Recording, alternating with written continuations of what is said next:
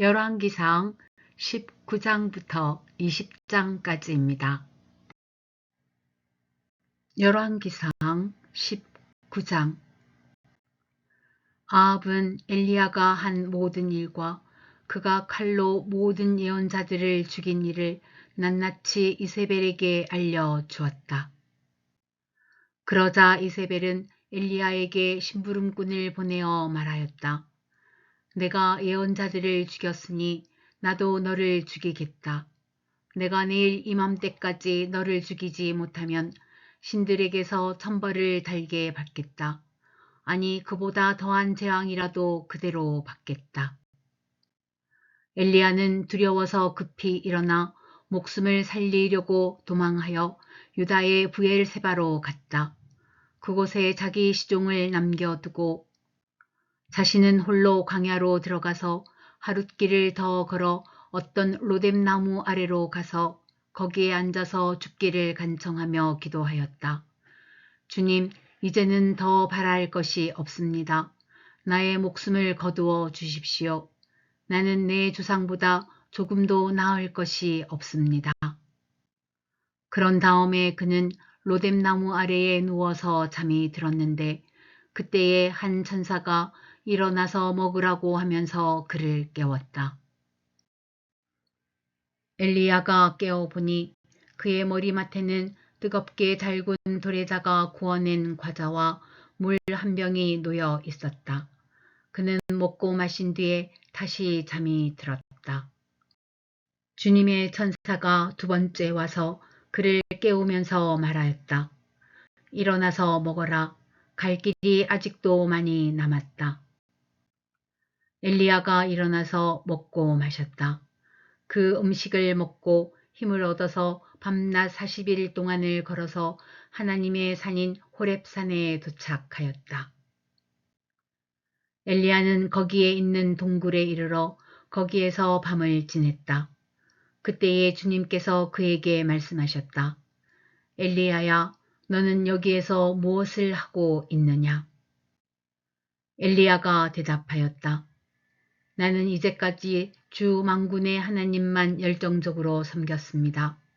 그러나 이스라엘 자손은 주님과 맺은 언약을 버리고 주님의 제단을 헐었으며 주님의 예언자들을 칼로 쳐서 죽였습니다.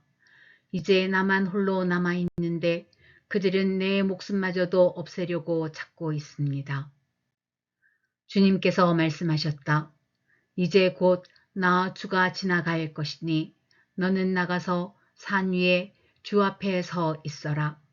크고 강한 바람이 주님 앞에서 산을 쪼개고 바위를 부수었으나 그 바람 속에 주님께서 계시지 않았다. 그 바람이 지나가고 난 뒤에 지진이 일었지만 그 지진 속에도 주님께서 계시지 않았다. 지진이 지나가고 난 뒤에 불이 났지만 그 불 속에도 주님께서 계시지 않았다. 그 불이 난 뒤에 부드럽고 조용한 소리가 들렸다. 엘리야는 그 소리를 듣고서 외투 자락으로 얼굴을 감싸고 나가서 동굴 어귀에 섰다.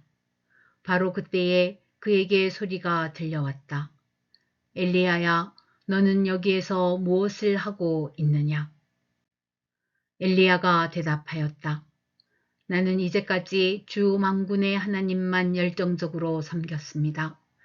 그러나 이스라엘 자손은 주님과 맺은 언약을 버리고 주님의 제단을 헐었으며 주님의 예언자들을 칼로 쳐 죽였습니다.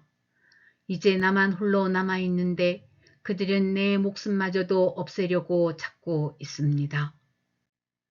주님께서 그에게 말씀하셨다. 너는 돌이켜 광야 길로 해서 다마스쿠스로 가거라. 거기에 이르거든 하사엘에게 기름을 부어서 시리아의 왕으로 세우고 또 님시의 아들 예후에게 기름을 부어서 이스라엘의 왕으로 세워라. 그리고 아벨 무홀라 출신인 사밧의 아들 엘리사에게 기름을 부어서 내 뒤를 이을 예언자로 세워라. 하사엘의 칼을 피해서 도망하는 사람은 예후가 죽일 것이고 예후의 칼을 피해서 도망하는 사람은 엘리사가 죽일 것이다. 그러나 나는 이스라엘에 7,000명을 남겨놓을 터인데 그들은 모두 바알에게 무릎을 꿇지도 아니하고 입을 맞추지도 아니한 사람이다. 엘리야가 그곳을 떠나서 길을 가다가 사밧의 아들 엘리사와 마주쳤다. 엘리사는 12겨릿소리를 앞세우고 밭을 갈고 있었다. 11겨리를 앞세우고 그는 12째 겨리를 끌고서 밭을 갈고 있었다. 엘리야가 엘리사의 곁으로 지나가면서 자기의 외투를 그에게 던져 주었다. 그러자 엘리사는 소를 버려두고 엘리야에게로 달려와서 말하였다.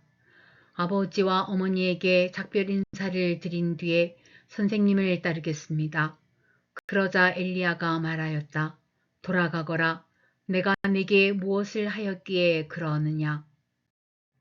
엘리사는 엘리야를 떠나 돌아가서 겨릿소를 잡고 소가 매던 멍에를 불살라서 그 고기를 삶고 그것을 백성에게 주어서 먹게 하였다. 그런 다음에 엘리사는 곧 엘리야를 따라가서 그의 제자가 되었다. 열왕기상 20장. 시리아 왕 베나닷은 군대를 모두 모았다.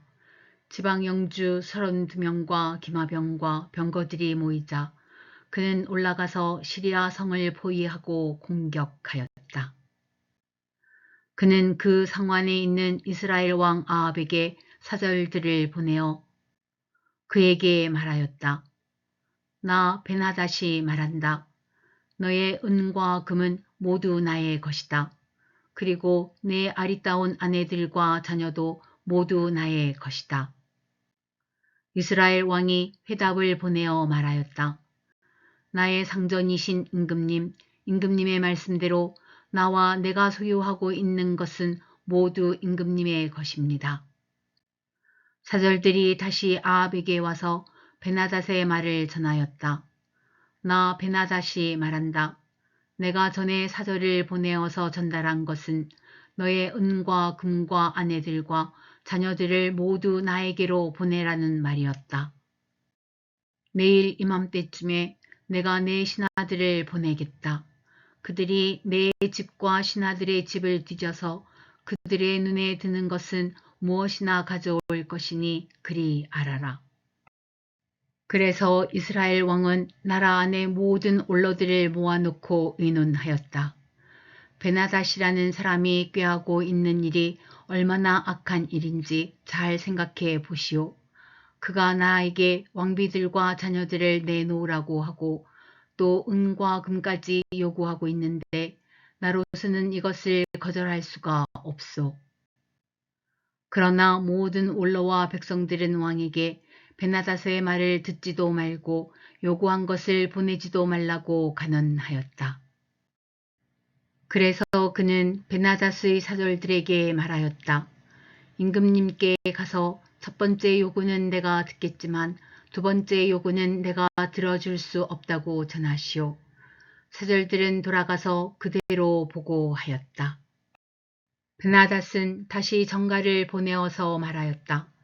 내가 내 사마리아 성을 잿더미로 만들어서 깨어진 조각 하나도 남지 않게 하겠다. 내가 이끄는 군인들이 자기들의 손에 깨어진 조각 하나라도 주울 수 있으면 신들이 나에게 천벌이 아니라 그보다 더한 재앙을 내려도 내가 달게 받겠다. 이스라엘 왕이 회신을 보냈다. 너의 왕에게 가서 참 군인은 갑옷을 입을 때에 자랑하지 아니하고 갑옷을 벗을 때에 자랑하는 법이라고 일러라.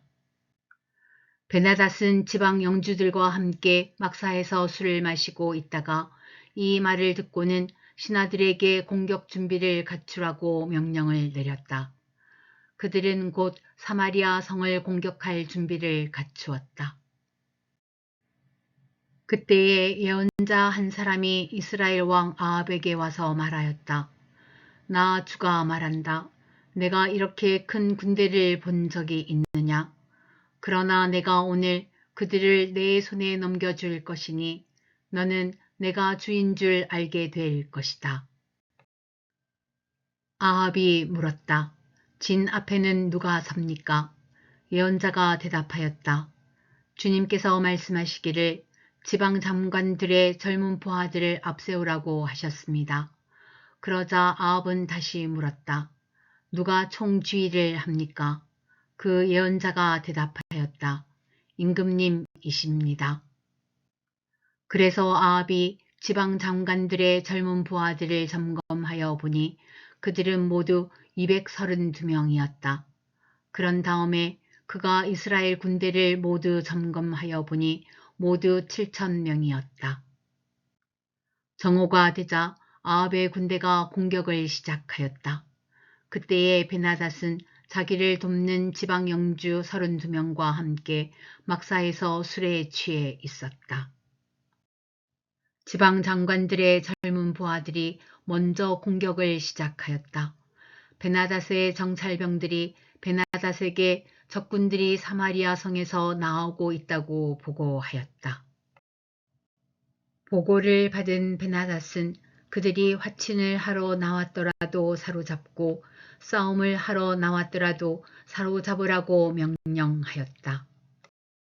그러나 지방 장관의 젊은 부하들과 그들을 뒤따르는 군대는 이미 성읍 바깥으로 나와서 저마다 닥치는 대로 베나닷의 군대를 무찔렀다. 그래서 시리아 군인들은 다 도망하였고 이스라엘 군대가 그들을 추격하였다. 시리아 왕 베나닷도 기명들과 함께 말을 타고 도망하였다. 이렇게 해서 이스라엘 왕은 첫 싸움에서 많은 말과 병거를 격파하고 시리아 군대를 크게 무찔렀다. 그 예언자가 다시 이스라엘 왕에게 와서 이렇게 말하였다. 임금님께서는 힘을 키우시고 앞으로 하셔야 할 일이 무엇인지를 생각해 두십시오. 내년에 시리아 임금이 다시 임금님을 치려고 올라올 것입니다. 시리아 왕의 신하들이 자기들의 왕에게 말하였다. 이스라엘의 신은 산의 신입니다. 저번에는 산에서 싸웠으므로 우리가 졌습니다. 그러나 평지에서 싸우면 우리가 그들을 반드시 이길 것입니다. 그러므로 임금님께서는 이렇게 하시는 것이 좋을 줄 압니다. 지방 영주를 모두 그 자리에서 물러나게 하시고 그 대신에 군 사령관들을 그 자리에 임명하십시오. 이른 수만큼 군대와 기마와 병거를 보충하십시오. 그런 다음에 평지에서 싸우면 틀림없이 우리가 이길 것입니다. 왕은 그들의 말을 듣고 그대로 하였다. 해가 바뀌었다. 베나닷은 시리아 군대를 소집하고 이스라엘과 싸우려고 아벡으로 올라갔다. 이스라엘 군대도 소집이 되어서 식량을 배급받고는 그들과 싸우려고 나아갔다. 이스라엘 군대가 그들 앞에 진을 쳤으나 이스라엘 군대는 시리아 군대에 비하면 마치 작은 염소 2떼와 같았고 시리아 군대는 그 땅을 가득 채울 만큼 많았다. 그때에 하나님의 사람이 가까이 와서 이스라엘 왕에게 말하였다. 주님께서 이렇게 말씀하셨습니다. 시리아 사람이 말하기를 내가 산의 신이지 평지의 신은 아니라고 하니 내가 이 큰 군대를 모두 내 손에 내주겠다. 이제 너희는 곧 내가 주인 줄 알게 될 것이다. 양쪽 군대는 서로 대치하여서 이레 동안 진을 치고 있었다. 드디어 1회째 되는 날 전투가 벌어졌는데 이스라엘 군대가 시리아 군대를 쳐서 하루 만에 보병 10만 명을 무찔렀다. 그 나머지는 아벡성으로 도망하였으나 성벽이 무너져서 나머지 2만 7천 명을 덮쳐버렸다. 베나닷도 도망하여서 그 성 안에 어느 골방으로 들어갔다. 그의 신하들이 그에게 말하였다. 이스라엘 왕가의 왕들은 모두 인정이 많은 왕이라고 들었습니다. 우리가 굵은 배로 허리를 묶고 목에 줄을 동여매고 이스라엘 왕에게 가면 어쩌면 그가 임금님의 생명을 살려줄지도 모릅니다. 그래서 그들은 굵은 배로 허리를 묶고 목에 줄을 동여매고 이스라엘 왕에게로 나아가서 왕의 종 베나닷이 제발 목숨만은 살려달라고 애원하고 있습니다. 하고 말하니 아합 왕이 말하였다.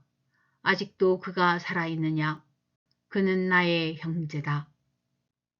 그들은 이것을 좋은 징조로 여기고 얼른 말을 받아서 대답하였다. 예, 베나닷은 임금님의 형제입니다.